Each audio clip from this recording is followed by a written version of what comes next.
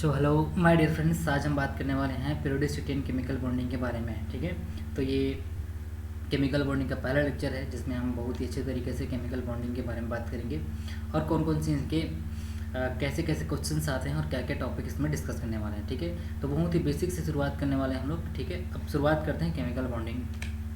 तो सबसे पहले जब हम केमिकल बॉन्डिंग की शुरुआत करेंगे, ठीक है, बात करेंगे, तो इसमें हमको पीरियड टेबल के बारे में थोड़ी सी जानकारी होनी चाहिए। ठीक है, आपको ऐसे भी पता होगा पीरियड टेबल की कौन कौन से, जैसे सबसे पहले मैं बात करूंगा आपको एस ब्लॉक के बारे में। ठीक है, पीरियड टेबल में 4 ब्लॉक होते हैं। एस ब्लॉक इधर आता है, जो आपको ग्रीन कलर में दिख रहा है वो P block, and the you are watching here scandium जो पर्पल कलर में दिख रहा है डी ब्लॉक है, और ये नीचे आपको दिख रहा है वो ए ब्लॉक है। ठीक है, इतनी स्टडी तो हमने पहले की है।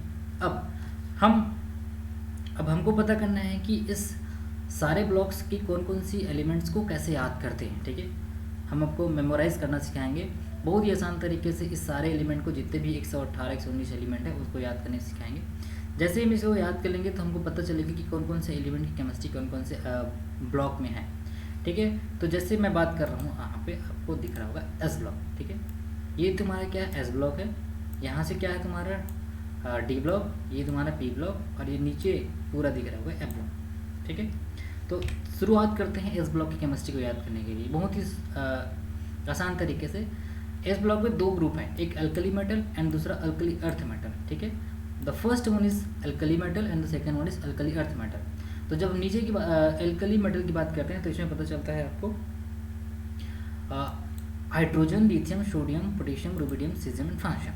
ठीक है, बहुत ही बेहतरीन तरीके से याद कर सकते हैं इसको हम लोग। देखो हाइड्रोजन क्या बोलेंगे, हे, ली, ना, की, रब, शे, फरियाद। इस सीरीज़ को आप देखिए, इतना बस को देखिए। ठीक है, हमने किसको कैसे याद किया, हे, लीना, की, रब, शे, फरियाद। इस तरीके से एल्कली मेटल जो हमारा हाइड्रोजन सीरीज़ है ये वाला, ठीक है, इसको हम याद करें। कैसे याद किए, हे, लीना, की, रब, शे, फरियाद। ठीक है, ये अभी जब सेकेंड ग्रुप की बात करते हैं, एल्कली अर्थ मेटल की बात करें तो क्या बोलेंगे, यहाँ से शुरुआत करते हैं आपको बेरिलियम, मैग्नीशियम, कैल्शियम, ये आपको दिख रहा होगा। तो इसके बाद करते हैं बेटा, मांगे, कार, स्कूटर, बाप, राजी। ये राइमिंग हम बना के याद कर सकते हैं। ठीक है, इस तरीके से हमने जो अल्कली अर्थ मेटल है, the first I told you the first one is alkali metal and the second one is alkali earth metal. So guys अब चलते हैं पी ब्लॉक की तरफ। ठीक है, इसके बाद P, as you can see here the group 13 element P block start from the group 13 boron family, and the boron family start from the boron, aluminum, gallium, indium, thallium. So when you will see boron is what, बैगन, we can term is it is a बैगन, आलू, गाजर in थैला। ठीक है, so like this rhyming you can memorize the boron family and the group 13 बैगन, आलू, गाजर in थैला, थैला in thallium, indium in gallium। ये the first 2 letter I have taken here, and you can see बैगन, आलू, गाजर in थैला, and the so the way you can memorise group 13 element, इस तरीके से इस फैमिली को याद कर सकते हैं। And the group 14 element that is called carbon family. It is very simple. Carbon family means what, carbon, silicon, germanium, tin and lead. ठीक है, सो अब इसको याद कर सकते हैं, कहे सीताजी सुनो प्रभु, है कि नहीं, बहुत सिंपल है। क्या बोलेंगे, कहे सीताजी सुनो प्रभु। This is very simple trick, you can apply this when you are about to memorize it. And आपको ये याद करना बहुत जरूरी है, क्योंकि हम आगे देखेंगे जब हम when we will discuss about the carbon family and the whole main group family. So this are the chemistry, this are the element which you need to study the chemistry, and it is very important topic for the CSIR point of view in any examination, because ये बहुत ही ज़्यादा number क्या करता है, contain करता है। जो आपका पी ब्लॉक है, एस ब्लॉक है, डी ब्लॉक है। ठीक है, यही तो और केमिस्ट्री, यही तो केमिस्ट्री और क्या केमिस्ट्री है। ठीक है, अभी group 15 when we will discuss तो आपको पता चलेगा ये nitrogen, phosphorus, arsenic, antimony, bismuth. ठीक है, तो इसको ऐसा करते हैं, नई पड़ोसन आने से सब बिगड़े। क्या लिखा, नई पड़ोसन आने से सब बिगड़े। ठीक है, लड़के ही नहीं बिगड़ते हैं, लड़कियाँ ही बिगड़ती पड़ोसन आने से, तो ये आपको जानना है। तो इसको ऐसे याद कर सकते हैं, नई पड़ोसन आने से सब बिगड़े। ठीक है, अब चलते हैं तुम्हारा ग्रुप 16 की तरफ। ठीक है, ग्रुप 16 क्या बोलते हैं, ग्रुप 16 में आपका ऑक्सीजन फैमिली। तो ऑक्सीजन फैमिली को ऐसे याद कर सकते हैं हम लोग, ओ मतलब क्या, ऑक्सीजन, ओ बोलते हैं ना, ओ सावधान, से मतलब क्या, सेलेनियम। टी क्या बोलो, टीपो। टे क्या बोलो, टी। पोलोनियम। तो क्या बोलेंगे, ओ सावधान से टीपो। इस तरीके से हम लोग जो ग्रुप 16 के एलिमेंट है बहुत आसान तरीके से याद कर सकते हैं। एंड द ग्रुप 17 में क्या होगा, chlorine, fluorine, bromine, iodine, statin. यहाँ पे आपको दिख रहा होगा, तो इसको याद कर सकते हैं, कल फिर बाहर आई आंटी। ठीक है, क्या बोलेंगे, कल फिर बाहर आई आंटी। तो इस तरीके से आप याद कर सकते हैं ग्रुप 17। अभी ग्रुप 18 में क्या होगा, helium, neon, argon, krypton, xenon, radon. तो हीलियम क्या बोलेंगे, हीलियम को बोलेंगे हीना, नीना मतलब क्या, neon, argon, krypton, xenon and radon. तो ये आप याद कर सकते हैं ग्रुप। अब आता है डी ब्लॉक, जो कि बहुत इंपॉर्टेंट है। ठीक है, डी ब्लॉक के मस्ट कोऑर्डिनेशन कंपाउंड भी काम आने वाले हैं एंड ऑर्गेनोमेटेलिक में भी काम आने वाले हैं। ठीक है, क्योंकि सॉरी पूरा डी ब्लॉक आपको पढ़ना है, एक तो केमिकल बॉन्ड कोऑर्डिनेशन कंपाउंड में, and the second one is organometallic compound. तो डी ब्लॉक को याद करना बहुत ही इंपॉर्टेंट हमारे लिए। तो डी ब्लॉक की शुरुआत करते हैं हम लोग, स्कैंडियम से शुरुआत होती है। ठीक है, it starts from the scandium and it and from zinc. ये 21 to 30 एटॉमिक नंबर है। तो हम इसको ऐसे याद करेंगे, ग्रुप में याद करेंगे। ठीक है, 21 जो 3D सीरीज है, 3D सीरीज क्यों बोलते हैं, क्योंकि इस स्कैंडियम के आखिरी जो इलेक्ट्रॉन होते हैं, the last electron enters into your 3D orbital, that is called, it is 3D series and the 4D series, 5D series and the 6D series. So scandium को हम बोलेंगे सेकंड। ठीक है, स्कैंडियम को क्या बोलेंगे, ट्रिक है। ठीक है, इसको क्या बोलेंगे हम लोग, सेकंड। अभी सेकंड के बाद क्या होगा, वाई मतलब क्या, इटरबियम। तो क्या लिखेंगे इसको, ईयर, सेकेंड ईयर। फिर लेंथेनम क्या बोलेंगे, लाएंगे। एक्टीनियम क्या बोलेंगे, एसी। तो इस तरीके से क्या होगा, सेकेंड ईयर लाएंगे एसी। ये हमारी लाइन को याद हो जाएगी, सेकेंड ईयर लाएंगे एसी। ठीक है, साथ साथ आप नोट्स बनाते हुए चलिएगा, आपको याद होते जाएगा। फिर आता है टाइटेनियम, द सेकेंड ग्रुप जो है टाइटेनियम। तो टाइटेनियम क्या बोलेंगे, टी, जरा, हाफ, रख। RF से बोलो रदरफोर्डियम। ठीक है, टी, जरा, हाफ। अभी राइमिंग बनाने के लिए मैं क्या करूँगा, सिर्फ 3D 4D एंड 5D 3 चीज़ को ही लेना है। बाकी 6D सीरीज हम एक साथ बना सकते हैं। तो 3D सीरीज में क्या होगा, वेनेडियम को बोलेंगे वाह, नोबिता, टैलेंटेड। ठीक है, वाह, Nobita, talented, vanadium, niobium and tantalum. फिर आता है क्रोमियम, आपको नीचे लिखा होगा, आप पढ़ सकते हैं। क्रोमियम का होता है कार, मोबाइल वाला। क्या बोलेंगे, कार, मोबाइल वाला। ठीक है, तो Cr, chromium, molybdenum and the tungsten. And the fifth जो 25 जो है, 25 मतलब D5, इसका इलेक्ट्रॉनिक कॉन्फिगरेशन होता है D5। ठीक है, D5 में क्या बोलेंगे, आपका मन तक रे। ठीक है, मन तक रे, इससे हम क्या बोल सकते हैं, मन तक रे। ये वाला मन तक रे। इस तरीके से हम मैग्नीज तक की सीरीज याद कर सकते हैं। फिर आता है आयरन 26, जिसका एटॉमिक नंबर है आयरन। तो आयरन में क्या बोलेंगे, फिर Fe, जिसको हम फेरस बोलते हैं ना। आप यहाँ आप देखोगे, ठीक है, यहाँ पे आपको पता चलेगा। यहाँ पे आपको कहाँ शुरू कर रहा हूँ, ये 26। ठीक है, ये आयरन से जब हम याद करना शुरू करेंगे तो क्या होगा, फिर फेरस से लिखेंगे फिर, रुथेनियम से लिखेंगे रूठा, और ओसामा, ऑस्मियम से लिखेंगे ओसामा। स्पेलिंग की कोई टेंशन नहीं लीजिएगा, आप फेवरेट टेबल अगर आपके पास होगा तो आप वहाँ से देख सकते हैं, लेकिन बस आपको नाम याद करना है। ठीक है, ठीक है, फेरस, रुथेनियम एंड ओस्मियम। फिर आता है कोबाल्ट, कोबाल्ट शुरू का कौन रहेगा इधर। ये आपको ऑर्गेनोमेटेलिक केमिस्ट्री बहुत काम आने वाला है, क्योंकि हम इंस्टेंटली हमको पता नहीं होता है कि मैग्नीज के नीचे क्या आता है, टेक्नीशियम के नीचे क्या आता है। एक ही सीरीज के एलिमेंट है, आयरन के नीचे रुथेनियम आता है, रुथेनियम के नीचे ऑस्मियम आता है। So when you will memorise it, it will be beneficial for you. ये टाइम सेविंग करता है अगर ये आपको याद है तो। ठीक है, रादर देन आपको ऐसे स्कैंडियम, टाइटेनियम, वेनेडियम ऐसे याद करने से अच्छा क्या है, आप ग्रुप में याद कर लीजिए। ग्रुप में याद करोगे तो आपको आसान होगा। फिर कहाँ था मैं, हाँ निकिल, ये। फिर आता है निकिल, निकिल से क्या बोलेंगे, नहीं। निकिल के यहाँ नीचे लिखा होगा, मैं आपको यहाँ से दिखा देता हूँ। ये निकिल से क्या होगा, नहीं। पैलेडियम से होगा पढ़ेगा पिटेगा, नहीं पढ़ेगा पिटेगा। फिर आता है कॉपर, क्यों आगे आऊँ, copper, silver, gold and zinc, जा, कूद, मर। ठीक है, ये हो गए, हम यहाँ से याद कर सकते हैं। यहाँ से अभी हम यहाँ ये जो सीरीज 6D सीरीज है उसको कैसे करेंगे, दबंग, DB, दबंग, शंग, भी, हस्ता, ठीक है, मोटा दास रंगीला, ये आखिरी कौन, तो ऐसे याद करेंगे दबंग संग भी हंसता मोटा दास रंगीला कौन। तो 6D सीरीज़ के एलिमेंट को हम ऐसे याद कर सकते हैं, जिससे पीरियड में याद कर सकते हैं। ठीक है, ये हो गया डी ब्लॉक। अब चलते हैं ए ब्लॉक की तरफ। ठीक है, एक बार लिखोगे दोबारा इसको याद करोगे, बहुत आसान है, कर लोगे। ठीक है, फिर आता है लेंथेनम। जब सीरीज शुरू होती है तो ए ब्लॉक। ठीक है, ए ब्लॉक शुरू होता है सीरियम से। लेंथेनम के बाद के एलिमेंट को बोलते हैं lanthanide. When we will discuss the whole A block element. ठीक है, हम एक एक के इलेक्ट्रॉनिक कॉन्फिगरेशन देखेंगे, एक एक के क्या देखेंगे, इसमें सारे केमिस्ट्री देखेंगे। ठीक है, अभी चलते हैं, बस हमको क्या नाम याद करना है, क्योंकि नाम याद करना भी जरूरी है। तो सीरियम से क्या होंगे, सीरियम, CE इसको बोलेंगे सीमा। फिर PR को बोलते हैं प्रोमेशियम।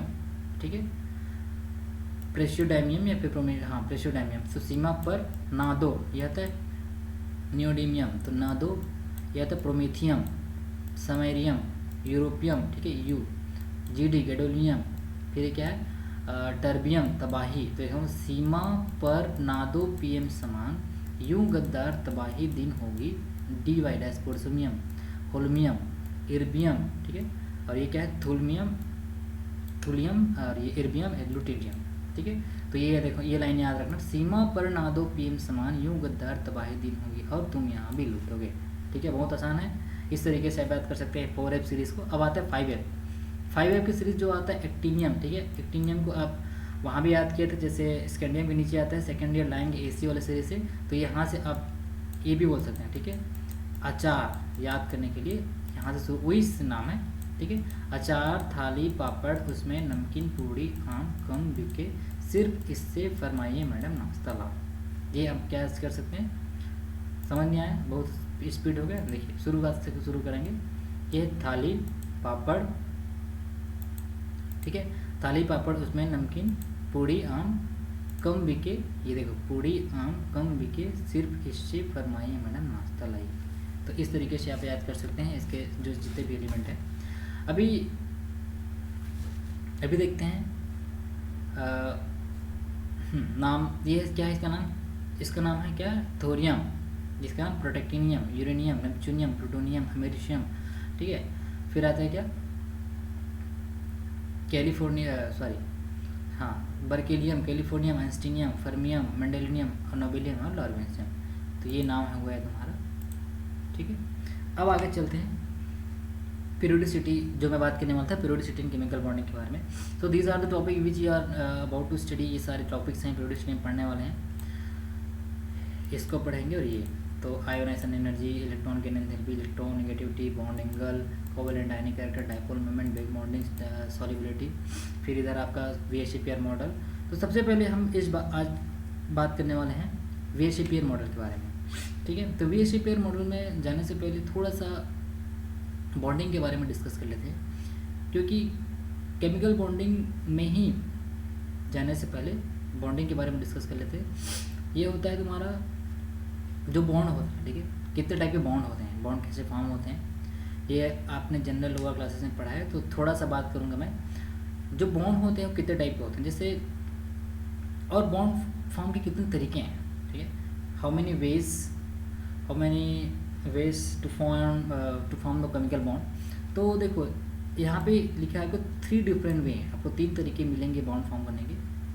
या तो आपको शेयरिंग ऑफ इलेक्ट्रॉन, ठीक है, या तो आपको गेनिंग ऑफ इलेक्ट्रॉन और लूजिंग ऑफ इलेक्ट्रॉन। ठीक है, अब इलेक्ट्रॉन जो बॉन्ड फॉर्म होता है, या तो आपको इलेक्ट्रॉन की शेयरिंग की वजह से हो सकती है, या तो आप इलेक्ट्रॉन लॉस हो गया बॉन्ड फॉर्म हो सकता है, या तो लूज करके। ठीक है, तो इसमें देखो electropositive element whose atom give up 1 और मोर इलेक्ट्रॉन्स। ठीक है, मतलब अगर कोई इलेक्ट्रोपॉजिटिव एलिमेंट है जो इलेक्ट्रॉन देना चाहता है, या फिर जिससे इलेक्ट्रॉन हम निकाल सकते हैं, ठीक है, वो क्या करेगा, अपना इलेक्ट्रॉन गिव अप करेगा। गिव अप मतलब क्या करेगा, निकालेगा 1 या 2। ठीक है, वो 1 या 2 से अधिक इलेक्ट्रॉन क्या कर सकता है, गिव अप कर सकता है। दूसरा electronegative element which will accept electron. अब ऐसा एलिमेंट जो इलेक्ट्रोनेगेटिव है वो क्या कर सकता है, इलेक्ट्रॉन एक्सेप्ट कर सकता है। ठीक है, and the third one is element which will have little tendency to lose और गेन इलेक्ट्रॉन। अब ऐसे भी एलिमेंट्स हैं जो या तो इलेक्ट्रॉन लूज कर सकते हैं या तो गेन कर सकते हैं, मतलब दोनों कर सकते हैं। ठीक है, तो ये जो तरीके से जो बॉन्ड फॉर्म होता है उसके अलग अलग नाम हैं। जैसे मैं बताया, अगर आपको इलेक्ट्रोपॉजिटिव एलिमेंट और इलेक्ट्रोनेगेटिव एलिमेंट बॉन्ड फॉर्म करता है, तो वो कहलाता है ionic bond. When your electronegative और इलेक्ट्रोनेगेटिव दोनों इलेक्ट्रोनेगेटिव हो सकते हैं, तो वो कहलाएगा तुम्हारा कोवेलेंट। अब इलेक्ट्रो पॉजिटिव और इलेक्ट्रो पॉजिटिव अगर दोनों एलिमेंट तुम्हारा पॉजिटिव है तो तुम्हारा बनाता है मेटेलिक बॉन्ड। मेटेलिक बॉन्ड मतलब मेटल मेटल के बीच जो बॉन्ड बनता है, ठीक है। तो इस 3 तरीके से बॉन्ड होते हैं। अब आगे की जो डिस्कस करने वाले हम लोग कोवेलेंट बॉन्ड के बारे में डिस्कस करेंगे, क्योंकि आपका जो मॉलिक्यूलर शेप है, ठीक है, वो ज़्यादातर कोवेलेंट बॉन्ड पे तुम्हारा क्या है डिपेंड करता है। अब जैसे ये आयनिक बॉन्ड के बारे में बात कर रहा था, आयनिक बॉन्ड क्या होता है, एक इलेक्ट्रॉन क्या करेगा, लॉस करेगा। जैसे ये सोडियम है, सोडियम के पास एक एक्स्ट्रा इलेक्ट्रॉन है, ठीक है, तो ये एक एक्स्ट्रा इलेक्ट्रॉन किसको दे देगा, क्लोरीन को दे दिया, क्लोरीन को दिया। क्लोरीन को देने से क्या बनेगा, अभी बताया था, शेयरिंग नहीं हो रहा है, यहाँ पे क्या हो रहा है, गिव अप हो रहा है। ये गिव अप कर रहा है, ये टेकअप कर रहा है, ठीक है, ये गिव कर रहा है, ये ले रहा है। मतलब आपके यहाँ पे क्या, complete transparence of electron is happening here, that is why your bond is forming what, ionic bond. यहाँ पे देखो, ये जो पिंक कलर का था जो डॉट डॉट दिख रहा था, वो कहाँ पे आ गया, क्लोरीन में आ गया, ठीक है। तो इस तरीके से आपका जो इलेक्ट्रॉन क्या हो गया, कंप्लीट ट्रांसफर हो गया। अब तुम्हारा जो बॉन्ड बना क्या हो गया, केमिकल बॉन्ड बन गया, आयनिक बॉन्ड बना, ठीक है। अब सेकंड आता है तुम्हारा कोवेलेंट बॉन्ड। कोवेलेंट बॉन्ड में क्या होगा, शेयर होगा। शेयर मतलब देखो, ये वाला एटम एक इलेक्ट्रॉन इस एटम के साथ क्या कर रहा है, शेयर कर रहा है, ठीक है। जब ये शेयर करेगा तो जो बॉन्ड बनेगा क्या बॉन्ड बनेगा, कोवेलेंट बॉन्ड बनेगा, ठीक है। तो यहाँ पे लिखा होगा आपको अनपेयर्ड वैलेंस इलेक्ट्रॉन, मतलब एक इलेक्ट्रॉन क्या है आपके अनपेयर्ड है, जो वैलेंस में है, वैलेंस शेल में है, बाहर आउटर मोस्ट शेल में। इस तरीके से जो शेयरिंग होगा वैलेंस ऑफ इलेक्ट्रॉन, तो बनेगा तुम्हारा क्या, एक डबल पेयर बनेगा, उसको बोलते हैं कोवेलेंट मॉलिक्यूल। कोवेलेंट मतलब क्या, एक दूसरे से हेल्प करना, को मतलब क्या, सहायता करना है। इसके पास एक था, इसके पास एक था, मान लीजिए किसी के पास 1-1 रुपये है और 2 रुपये का चॉकलेट लेना है, तो 1-1 रुपये क्या करेंगे हम लोग, मिला लेंगे और चॉकलेट ले लेंगे, तो दोनों उस चॉकलेट पे क्या होगा, दोनों का अधिकार होगा। सेम वे उस तरीके से बॉन्ड बना, मतलब इस न्यूक्लियस पे दोनों एटम का, दोनों न्यूक्लियाई का क्या है, इसका राइट है, ठीक है। इस तरीके से एक बॉन्ड फॉर्म हो सकता है, तो क्या बोलेंगे, कोवेलेंट बॉन्ड बोलते हैं। फिर आता है metallic bond. Metallic bond, a metallic bond occurs in a metal consists of a positive ion surrounded by sea of mobile electron। इसमें क्या होंगे, सारे पॉजिटिव आयंस के बीच बीच में इलेक्ट्रॉन भरे होंगे, इसको बोलते हैं सी ऑफ मोबाइल इलेक्ट्रॉन, मतलब इलेक्ट्रॉन क्लाउड, ठीक है। एक तरीके से क्या हो सकता है, इलेक्ट्रॉन क्लाउड है। तो इस तरीके के बॉन्ड को मेटेलिक बॉन्ड बोलते हैं, जो कि मेटल, जितने भी मेटल्स होते हैं, ठीक है, जैसे सोडियम है और तुम्हारे आयरन्स हैं, ये सारे मेटल्स के बीच इस टाइप के बॉन्ड होते हैं, that is called metallic bond, ठीक है। अब हम बात करने वाले हैं इसके सेकेंड कोवेलेंट बॉन्ड, ठीक है। इस कोवेलेंट बॉन्ड को डिस्कस करेंगे। तो कोवेलेंट बॉन्ड को जब सबसे पहली थ्योरी आई, ठीक है, कोवेलेंट बॉन्ड की सबसे पहली थ्योरी आपकी आती है तुम्हारा ऑक्टेट रूल, जो लेविस, देखो क्या, कौन साइंटिस्ट थे, लेविस, ठीक है, जिसको लेविस डायग्राम बोलते हैं, लेविस डॉट स्ट्रक्चर बोलते हैं। लेविस जो साइंटिस्ट थे वो ये बताया कि ऐसा कोई भी एलिमेंट जिनके आउटर मोस्ट इलेक्ट्रॉन में 8 इलेक्ट्रॉन होंगे, ठीक है, जैसे S2P6 ये, तो 8 इलेक्ट्रॉन होंगे, उस एलिमेंट का स्टेबल कॉन्फ़िगरेशन होगा और वो पर्टिकुलरली स्टेबल अरेंजमेंट कहलाएगा और वो रिएक्शन नहीं करेगा। मतलब आपको जब मैं वो बता रहा था, नोबल गैस फैमिली बता रहा था, तो वहाँ पे आपको helium, neon, argon, krypton, xenon, radon, ये सारे क्या होते हैं, ग्रुप 18 फैमिली हैं। ग्रुप 18 में सारे जो लास्ट वैलेंस इलेक्ट्रॉन में 8 होते हैं, हीलियम को छोड़ के। तो 8 होने की वजह से क्या होता है, स्टेबल कॉन्फ़िगरेशन होते हैं। तो लेविस जो है ऑक्टेट रूल में ये बताया कि अगर तुम्हारे वैलेंस इलेक्ट्रॉन लास्ट में 8 इलेक्ट्रॉन है, ठीक है, 8 इलेक्ट्रॉन है, तो क्या होंगे, वो स्टेबल होंगे। मतलब जिसको, जैसे 7 है, ठीक है, तो 7 क्या होना चाहेगा, एक लेके 8 होना चाहेगा। और मान लीजिए किसी के पास 9 है, तो वो क्या करेगा, एक रिमूव करके 8 होना चाहेगा। मतलब समझ आ रहा है आपको, 7 से 8 होना चाहेगा, 9 से 8 होना चाहेगा। मतलब या तो वो गेन करके 8 ऑक्टेट रूल गेन करे, या तो लॉस करके अपना ऑक्टेट कंप्लीट करे। तो ये कहलाता है तुम्हारा ऑक्टेट रूल। जैसे मान लीजिए फ्लोरीन एटम के पास 7 इलेक्ट्रॉन है वैलेंस सेल में, मैं इनर सेल की बात नहीं कर रहा हूँ, ठीक है, ये इनर सेल है तुम्हारा, ये लास्ट वाला क्या वैलेंस सेल है, 5 to 7। अभी क्या करेगा, इसको ऑक्टेट कंप्लीट होने के लिए अपने एक और फ्लोरीन के एटम से क्या करेगा, ये कंबाइन होकर तुम्हारा F2 एटम बनाएगा, ठीक है। फॉर्म ए देखो, form F2 fluorine gas compound. तो ये क्या करते हैं, ऑक्टेट रूल मतलब आपके एक कंप्लीट 8 इलेक्ट्रॉन कंप्लीट होने के लिए अपना क्या करते हैं, ये टेंडेंसी रखते हैं, ठीक है, that is called octet rule. अब ऑक्टेट रूल के बाद एक दूसरी थ्योरी आती है जिसको हम लोग बहुत वेल नोन थ्योरी है, वीएसई पेयर थ्योरी।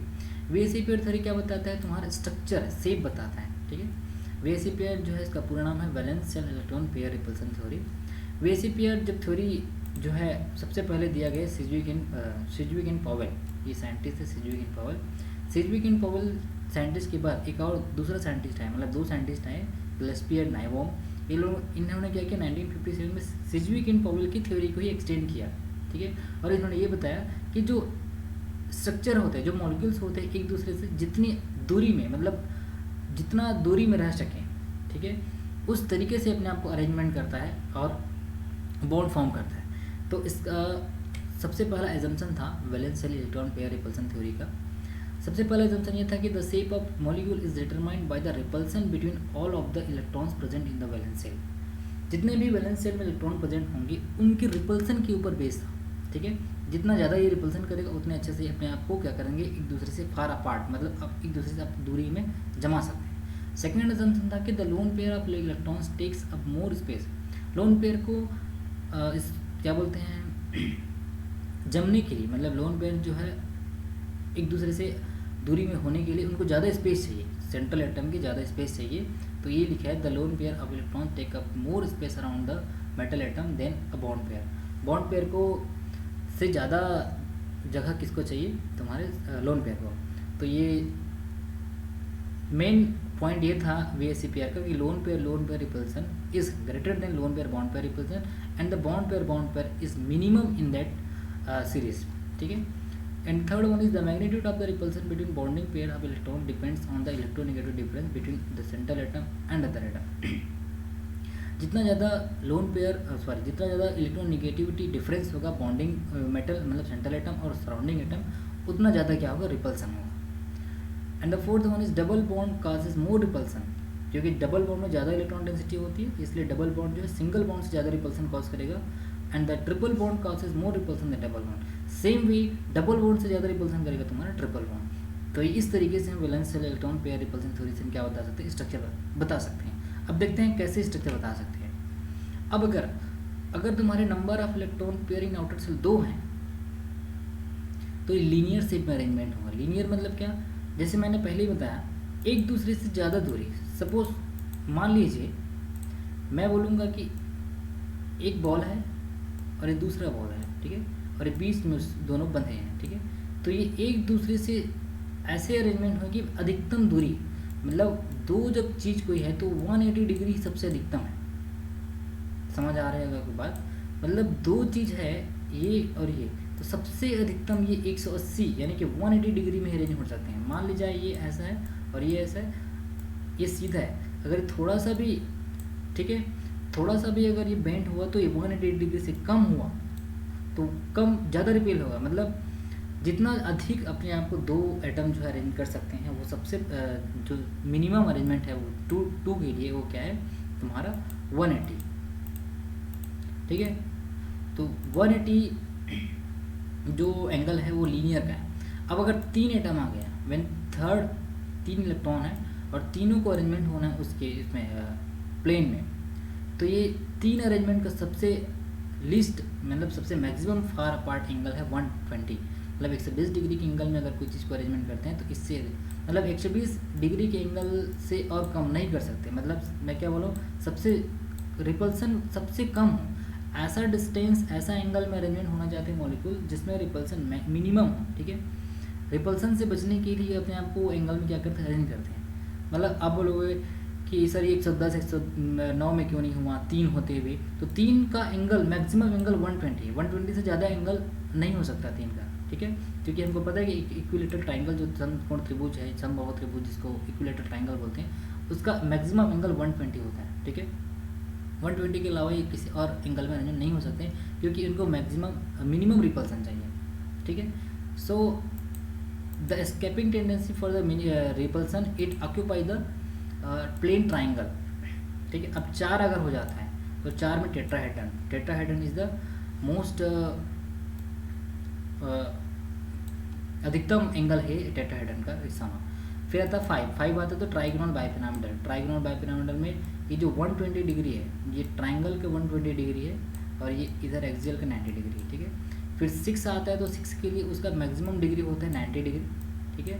मतलब ये 90 डिग्री ही 6 इलेक्ट्रॉन जो वैलेंस है उसको ऑक्यूपाई कर सकते हैं। और 7 है अगर तो पेंटागोनल बाइपिरामिडल, ठीक है। पेंटागोनल बाइपिरामिडल जो है 72, ये क्योंकि एक पेंटागन की डिग्री होती है 72, मतलब अगर हमको पता है पेंटागन की 72 होती है और उसकी एक्सिस में अगर है ऊपर नीचे तो 90 डिग्री।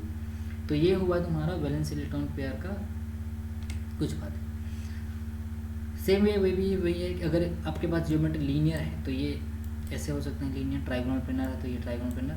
अब इसमें लोन पेयर देखो, बॉन्ड पेयर और लोन पेयर मिलके क्या बनाते हैं, तुम्हारा शेप बनाते हैं, सॉरी मतलब जियोमेट्री बनाते हैं और शेप बनाते हैं। तो अगर कंप्लीट आपके बॉन्ड पेयर हैं, देखो कंप्लीट अगर बॉन्ड पेयर है तो ये क्या है, तुम्हारा ट्राइगोनल प्लेनर है। लेकिन अगर एक भी बॉन्ड पेयर, ये बॉन्ड पेयर मतलब मॉलिक्यूल हट के वहाँ पे क्या आ गया, लोन पेयर आ गया, तो ये जो ट्राइगोनल प्लेनर है वो हट के क्या बन जाता है, बेंड बन जाता है। बेंड मतलब आपके शेप क्या होंगे ट्राइगोनल प्लेनर, लेकिन आपको जियोमेट्री क्या हो जाएगा, इधर बेंड हो जाएगा, ठीक है।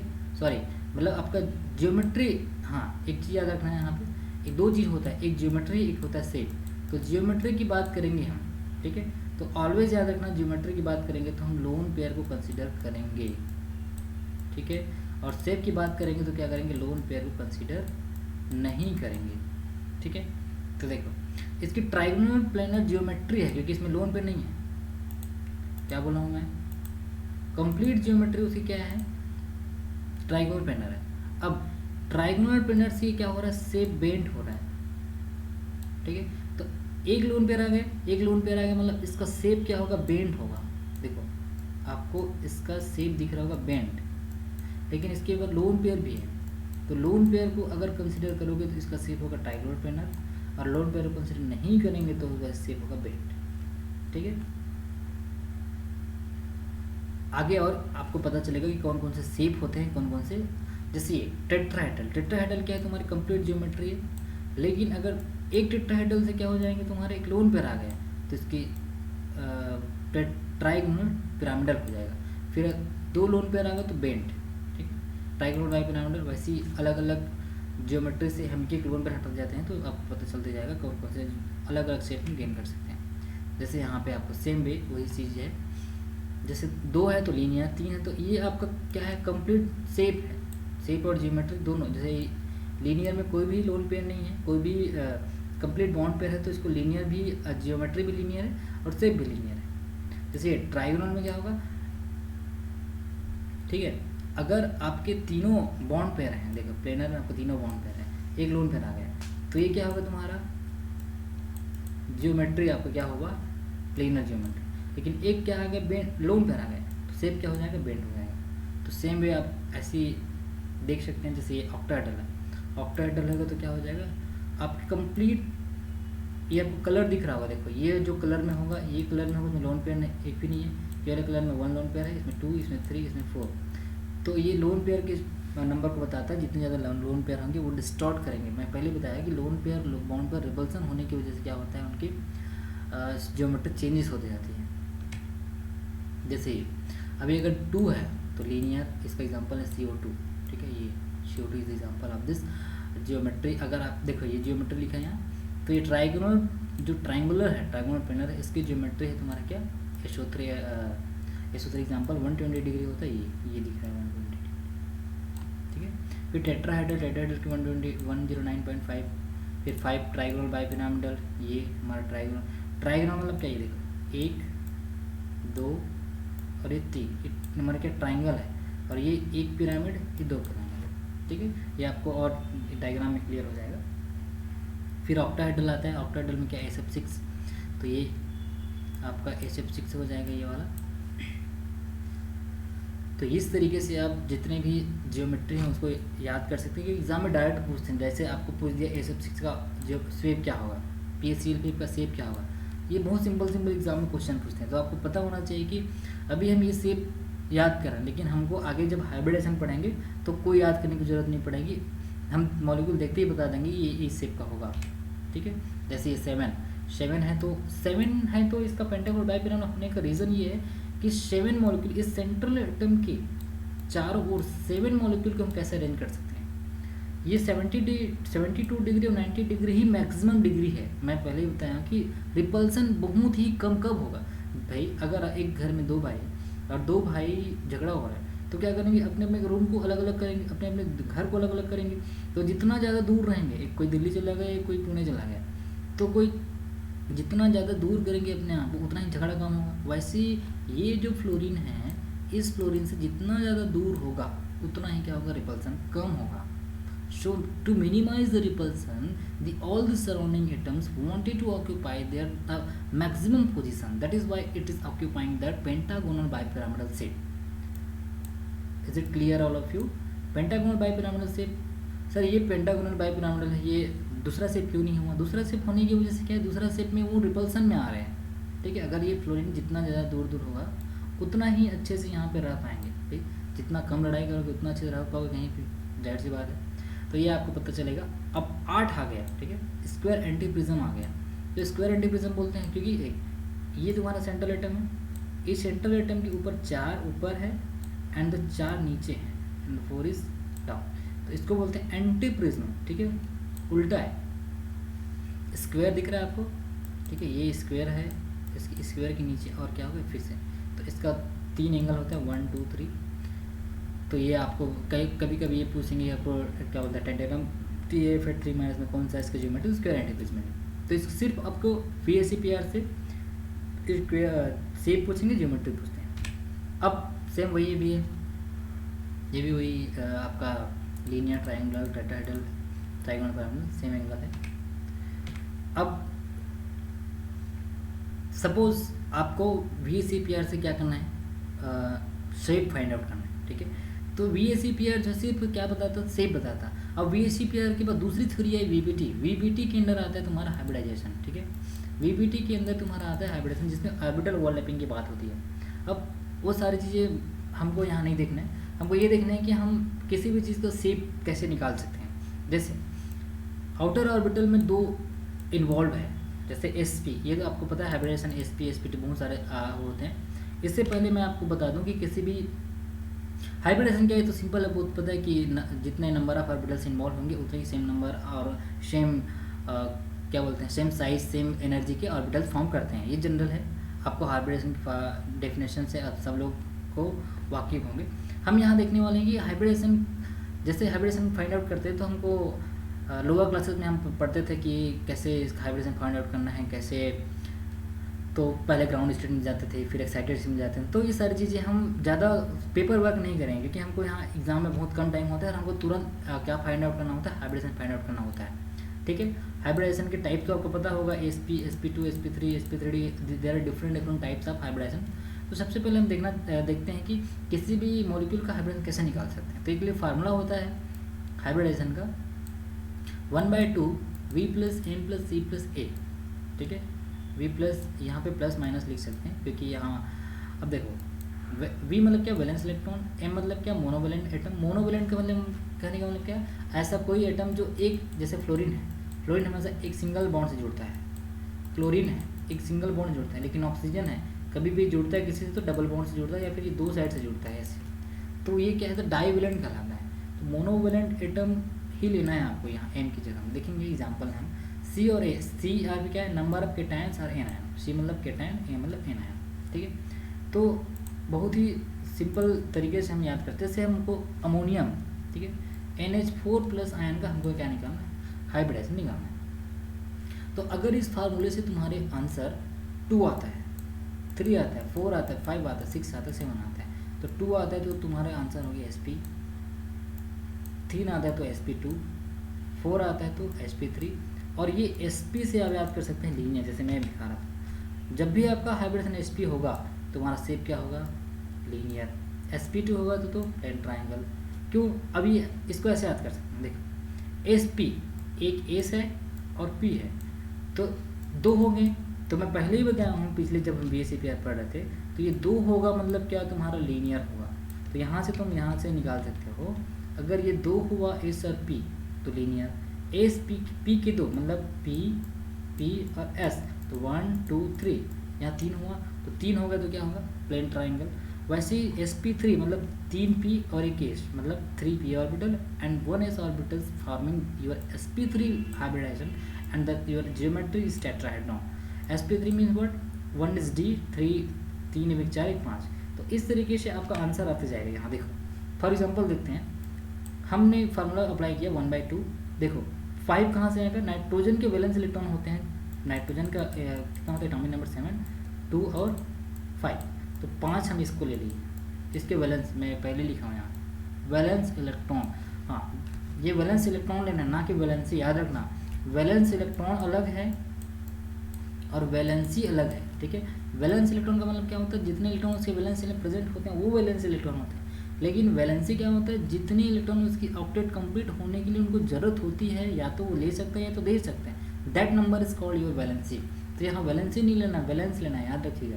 अभी 5 क्या है इसके वैलेंस इलेक्ट्रॉन, अभी 4 क्या है, कितने जुड़े हैं, जैसे मोनोवैलेंट एटम कितने हैं, V + M, M कितना 4, 5 + 4 8, सॉरी 5 + 4 9।